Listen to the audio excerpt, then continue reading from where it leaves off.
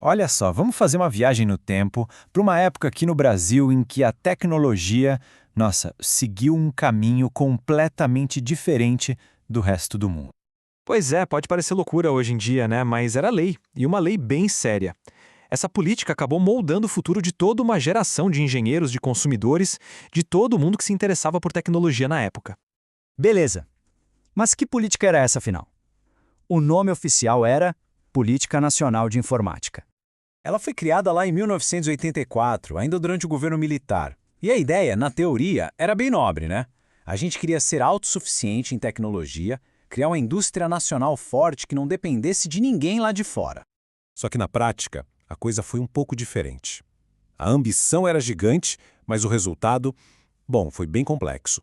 Por um lado, abriu umas portas incríveis, mas por outro, trouxe uns desafios enormes, com equipamentos caros e que já chegavam um pouco ultrapassados. E aí que a história fica boa de verdade. Como é que a indústria brasileira reagiu a essa proibição toda? Bom, se não pode trazer de fora, a gente faz aqui, certo? Ou melhor, a gente clona. E foi assim que nasceu a era de ouro dos clones brasileiros. A engenharia reversa virou quase um esporte nacional. As empresas daqui pegavam as máquinas gringas, abriam, desmontavam tudo só para entender como funcionava e fazer a nossa própria versão. Foi uma época de muita gambiarra, mas também de uma genialidade impressionante.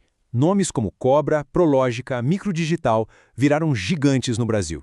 Elas estavam em todo lugar, equipando as casas das pessoas, as escolas, os bancos, tudo. E falando dessas empresas, a gente chega agora na história talvez mais impressionante e mais dramática dessa época. É a história da batalha de Davi contra Golias, uma pequena empresa brasileira que resolveu peitar a maior gigante de tecnologia do mundo. A gente está falando do Mac 512 da Unitron, um clone do Macintosh da Apple. E olha, não era uma cópia qualquer. Laudos técnicos da época confirmaram que a Unitron não só copiou, ela refez o caminho, fez a engenharia reversa do negócio. Foi um feito técnico absurdo. E o mais doido, como a Apple não tinha registrado as patentes aqui no Brasil, pela nossa lei, estava tudo certo. Era legal. Aí, claro, a coisa escalou. A Unitron tentou aprovar o projeto em 85. Mas em 87, o governo americano ameaçou o Brasil com sanções pesadíssimas. A pressão foi tão grande que em 88 o governo brasileiro negou o projeto da Unitron.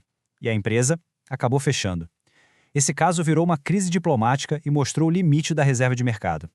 Então, enquanto o mercado de clones de computador sofria com essas pressões, teve uma outra empresa que achou um caminho brilhante para crescer nesse mesmo ambiente protegido. Agora a gente vai falar da história da Tector.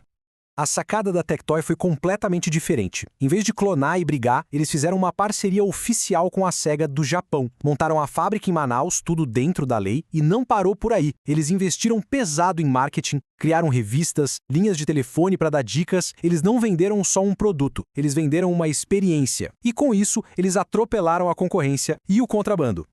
E para ter uma ideia do tamanho desse sucesso, olha esse número. No auge, a Tectoy chegou a ter 80% do mercado brasileiro de videogames. É um domínio absurdo. O Stefano Arnold, um dos fundadores, resumiu bem.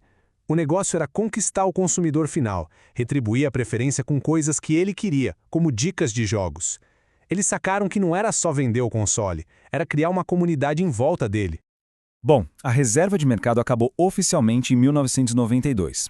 Mas depois de tudo isso, o que ficou? Qual foi o legado desse período tão particular de isolamento tecnológico?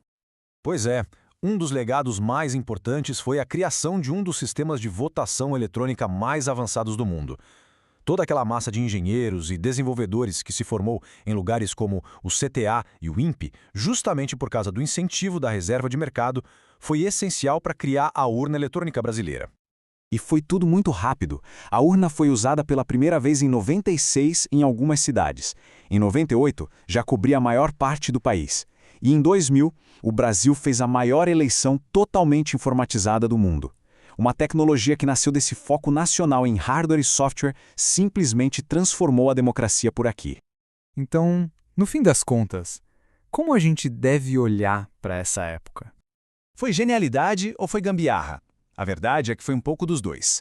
Foi uma época de clones caríssimos, de tecnologia que já chegava defasada, mas também foi uma época de uma criatividade impressionante, de inovações que duram até hoje, como a urna eletrônica, e de sucessos estrondosos, como o da Tectoy. É uma história que gera muita discussão, né? Por isso, a gente quer saber o que vocês acham. Deixe um comentário aqui embaixo com as memórias e opiniões de vocês. E aproveita e conta pra gente que outra história da tecnologia aqui do Brasil a gente deveria destrinchar. Valeu demais por acompanhar a gente nessa viagem. E claro, não se esqueçam de se inscrever no canal para não perder as próximas, hein? Até mais!